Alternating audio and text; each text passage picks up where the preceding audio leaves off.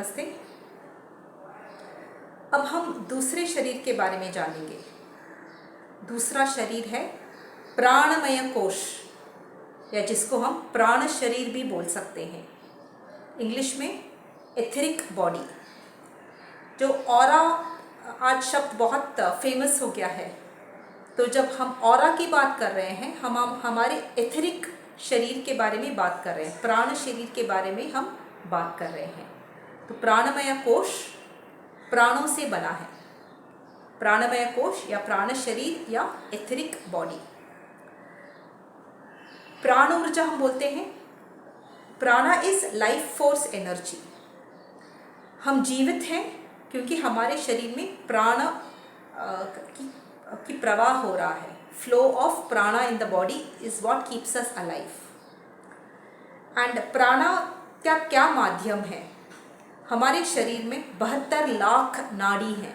72 लाख नाड़ीज हैं प्राण शरीर में। इट्स अ क्रिस क्रॉस पूरे शरीर में, और इन नाड़ी में प्राण ऊर्जा प्रवाहित हो रही है। 3 मोस्ट इम्पॉर्टेंट नाड़ी हैं जो सभी लोग जानते हैं, वो है ईडा, पिंगला और सुषुम्ना। ईडा नाड़ी मेरे लेफ्ट नॉस्ट्रिल से स्टार्ट होती है। पिंगला नाड़ी राइट नॉस्ट्रिल से स्टार्ट होती है। सुषुम्ना इज इन द सेंटर। मूलाधार से पीनियल ग्लैंड तक सुषुम्ना नाड़ी चलती है, और Ida Pingala is actually like a criss cross.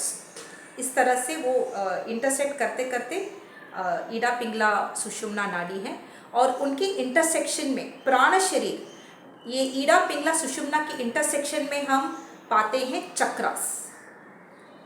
Important chakras है 7 चक्र बहुत इम्पॉर्टेंट है, और ये ईडा पिंगला सुषुम्ना की इंटरसेक्शन में हम उनको पाते हैं। ये सब नाडीज और चक्रास हमारे प्राण शरीर के पार्ट हैं। प्राण शरीर प्राण से बना है।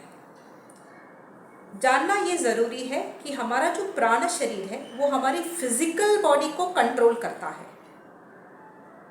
हम अपना हाथ उठाते हैं। हाथ हम क्यों उठा पाते हैं? क्योंकि वो प्राण शरीर मेरे फिजिकल बॉडी को कंट्रोल करता है। प्राण शरीर फिजिकल बॉडी से स्ट्रांग है। एक व्यक्ति है जिसको पैरालिसिस हो गया है। मान लीजिए एक व्यक्ति है, वो अपना राइट हैंड उठा नहीं सकता। इसका ये मतलब है उसके शरीर के उस अंग में, उस हाथ में प्राण ऊर्जा प्रवाहित नहीं हो रही है। प्राण ऊर्जा नहीं होने की वजह से प्राण ऊर्जा वो हाथ को उठा नहीं पाता। प्राण ऊर्जा है तो हम हाथ को उठा पाते हैं। प्राण शरीर हमारी फिजिकल बॉडी, अन्नमय कोश को कंट्रोल करता है। कुछ साल पहले I was part of a spiritual organisation. हम मेडिटेशंस करते थे। वहाँ पे एक डॉक्टर थे, रूरल डॉक्टर थे, गांव में प्रैक्टिस करते थे। तो वहाँ पे वो भी हमको सिखाते थे, एज ए टीचर थे। एंड उन्होंने अपना एक अनुभव शेयर किया था। उनके जहाँ वो प्रैक्टिस करते थे, वो एक गांव वाले को पैरालिसिस हो गया था। उनके पास उतना हॉस्पिटल, उतना व्यवस्था नहीं है कि वो लोग कुछ ट्रीटमेंट कर सकें, फिजियोथेरेपी वगैरह कर सकें। तो ये डॉक्टर के पास वो आए थे। तो वो स्पिरिचुअल ऑर्गेनाइजेशन में वो कुछ एनर्जाइजेशन एक्सरसाइजेस वो बताते थे। तो वो डॉक्टर ने क्या किया, he wanted to help that patient.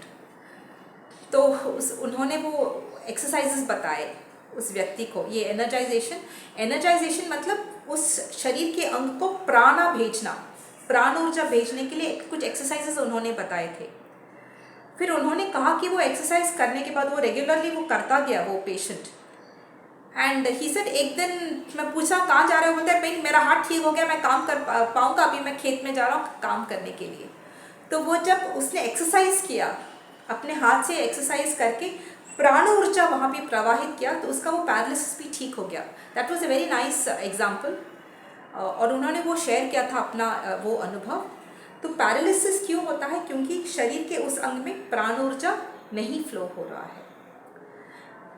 हम रेखी के बारे में भी सीखते हैं। So those who are energy healing practitioners, I teach reiki. तो हम रेखी को भी उस अंग में भेज सकते हैं टू इंक्रीज द प्राण ऊर्जा। प्राण प्रवाहित करने के लिए reiki is another medium to practise. प्राण शरीर को हेल्दी रखने के लिए क्या हम कर सकते हैं? प्राणायाम और prana kriyas. Pranayama is regulation of the breath,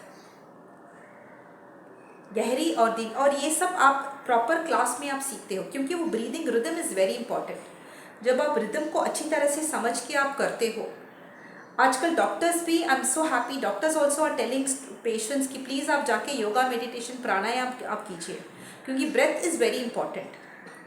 तो जब हम ब्रेथ को कंट्रोल करते हैं, हम अपने प्राण शरीर को, हम उसके एनर्जी को हम बैलेंस कर सकते हैं। तो we can help a lot of our stress. जो स्ट्रेस है, breathing is a very important exercise to manage stress, to get rid of stress. Manage नहीं करना है, we have to just get rid of stress. तो breathing is very important. एक है pranayama which is more of a slow breathing, और प्राण क्रिया, क्रिया मतलब cleansing action, वो fast breathing होता है। ये प्राण क्रियास गुरु शिष्य परंपरा में हम सीखते हैं, और जब हम प्राण क्रियास करते हैं तो मुद्रास भी आते हैं, बंद भी आता है, लॉक्स होता है, तो they are all very advanced prana kriyas. Prana kriyas are very important for health of a body. तो अगर आपको कुछ रिवर्स करना है तो prana kriyas are very important, and ये गुरु हमको सिखाते हैं। बहुत लेवल्स हैं, बेसिक बिगिनर लेवल है प्राण क्रियास, एडवांस लेवल है प्राण क्रियास के। थोड़ा एक समय के बाद फिर बंधा, जो बंद हैं, लॉक्स हैं, वो भी हम इंट्रोड्यूस करते हैं। So this is very important to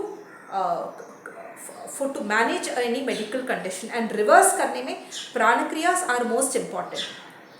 actually मेरे हिसाब से prana kriyas are more important than even yogic asanas, but prana kriyas इतना पॉपुलर नहीं है, इसके लिए बहुत कम लोग जानते हैं उसके महिमा को, उसके महत्व को। बट प्राण क्रियास ज़्यादा ज़रूरी है योगासना से भी, क्योंकि मैंने कहा ना, प्राण शरीर अन्नमय कोश को कंट्रोल करता है, फिजिकल बॉडी को प्राण शरीर कंट्रोल करता है। तो अगर मुझे फिजिकल बॉडी को क्योर करना है तो मुझे उसके ऊपर के शरीर पे काम करना होगा। तो प्राण शरीर पे जब हम काम करते हैं, then we can help the physical body improve in its health. तो प्राणायाम, प्राण क्रियास प्राण शरीर के ऊपर काम करने के लिए। Meditations also work on the prana kriyas. Chakra meditation है, chakra are very important for maintaining health of the person's body. एक एक चक्र एक एक ऑर्गन को कंट्रोल करते हैं। तो चक्रा मेडिटेशन, उसके बीज मंत्र का चैंटिंग करना, वहाँ पे रेखी भेजना, that is also very important for improving the health of a body. अब हम प्राण शरीर के बारे में बात कर रहे हैं। एक वेरी इंपॉर्टेंट पॉइंट है हमारे इमोशंस। इसके वजह से एक व्यक्ति बीमार पड़ता है, इसको हम बोलते हैं साइकोसोमैटिक। WHO भी मानती है, जो ऑर्गेनाइजेशन है, international organisation WHO, world health organisation, I think they believe 70 to 80% diseases are psychosomatic. मतलब 70 से 80% जो लोग बीमार पड़ते हैं वो एक साइकोलॉजिकल रीज़न की वजह से होता है। हम जो हीलिंग करते हैं, हम मानते हैं एवरीथिंग इज़ 100%, बट ठीक है, जब WHO के साथ ही हम जाएंगे तो 70 to 80% जो व्यक्ति बीमार पड़ता है, it is because of a particular emotion. And यहाँ पे I would like to talk about my personal favourite Louise Hay. उनका बुक है हील योर बॉडी। तो उन्होंने बहुत सारे लोगों को स्टडी किया और उन्होंने देखा कि उनका क्या बीमारी है और उनके पीछे उनका क्या थॉट पैटर्न है, क्या इमोशन है, और उन्होंने उसको डॉक्यूमेंट करके उसका एक बुक पब्लिश किया है, heal your body, many years ago. And मैं अपने हर पेशेंट को वो बुक देती हूँ एंड उनको मैं बोलती हूँ कि आप अपना बीमारी देखिए, वो पेज ओपन कीजिए एंड आप देखिए क्या आपको ये इमोशन है क्या। 100% दे से यस। मैं कुछ उदाहरण देती हूँ। Diabetes very popular now days. Diabetes का कारण है, डायबिटीज़ किस चीज़ की बीमारी है? मीठा, मधुमेह बोलते हैं, मीठा मीठा नहीं खा सकते। जिस व्यक्ति के जीवन से मिठास चली गई हो कोई कारणवश, उस व्यक्ति को डायबिटीज़ होता है। जिनको घुटने का दर्द है, घुटने का दर्द है, मैंने 2 कारण देखे हैं। एक है जिनको गुस्सा बहुत आता है, और दूसरा टाइप ऑफ व्यक्ति है जो बिल्कुल हेल्पलेस फील करते हैं। तो ऐसे व्यक्ति को घुटने का दर्द होता है। थायराइड, तो मैं अपने स्टूडेंट्स आते हैं, उनको थायराइड है, तो मैं पूछती हूँ, आई ट्राई टू अंडरस्टैंड। तो 2 types of students I have observed and even according to Louise है, जो अपना क्रिएटिविटी बंद कर देते हैं। ये विशुद्धि चक्र हमारा क्रिएटिविटी सेंटर है। तो जब हम अपने क्रिएटिविटी को बंद कर देते हैं तो उनको थायराइड होता है। और जब मेरे पास मेरे स्टूडेंट्स आते हैं, पेशेंट्स आते हैं जिनको थायराइड है, I try to ask them कि आपको क्यों हुआ है थायराइड। तो आई हैव सीन 2 ऑब्जर्वेशंस।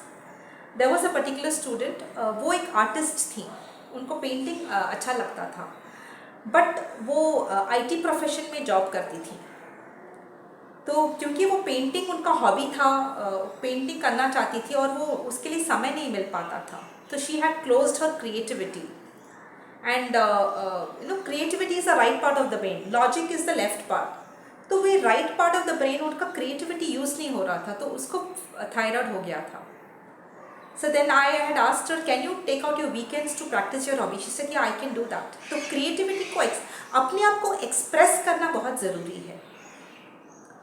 एक और स्टूडेंट आई थी, उनको भी थायराइड था। तो फिर मैंने उनको पूछा, वो कहती थी कि शादी के पहले जॉब करती थी, to enjoy her work, but शादी हुई, बच्चा हो गया, फिर घर पे बोला कि तुम घर में बच्चा संभालो, जॉब नौकरी करने की ज़रूरत नहीं है, by God's grace there is a lot of money, but she missed her work. क्योंकि जब आप नौकरी करते हो तो आप अपनी इंडिविजुअलिटी को एक्सप्रेस कर पाते हो, तो आपका एक एक्सप्रेशन होता है जब आप नौकरी करते हो, कुछ भी जो भी हो काम हो। तो वो उनका नौकरी छूट गया था because it was not a necessity. तो इसके लिए उन्होंने बोला था कि घर पे बैठो, आराम से घर संभालो, ज़रूरत नहीं है नौकरी करने की। तो उसको थायराइड हो गया था, देयर वॉज नो प्रॉब्लम। तो ये कारण होता है, तो हमको वो इमोशन को एड्रेस करना ज़रूरी है। गोली खाना, योगासन करना, प्राणायाम, प्राणक्रियास करना, that is also important, but हमारे इमोशंस को एड्रेस करना बहुत ज़रूरी है, क्योंकि वो इमोशन के वजह से बीमारी आई है। तो अगर हम गोली खा रहे हैं, फिजिकल बॉडी को हील कर रहे हैं, प्राणायाम भी कर रहे हैं, बट अगर हमने हमारी सोच में या इमोशंस में हम बदलाव नहीं ला पाए, so it is like a leaking drum. Drum है, पानी भरा है, नीचे लीक है, वो तो होता जाएगा। तो इसके लिए अगर हमको प्राण शरीर को हील करना है, तो उसके साथ जो भी इमोशन है उसको पहचानना, ये जो बीमारी हुई है वो क्यों हुआ है, उसको एड्रेस करना और उसके अनुसार चेंजेस लाना, जीवन में परिवर्तन लाना बहुत ज़रूरी है। तब जाके you can call that healing as complete. So this aspect of emotions is very important. अब तक हमने क्या देखा है? अन्नमय कोश, अन्नमय कोश first body, physical body, second प्राणमय कोश या प्राण शरीर या etheric body, and physical body को कंट्रोल करता है दूसरा शरीर जो हमारा प्राण शरीर है। तो यहाँ तक हम आज देखेंगे। थैंक यू, नमस्ते।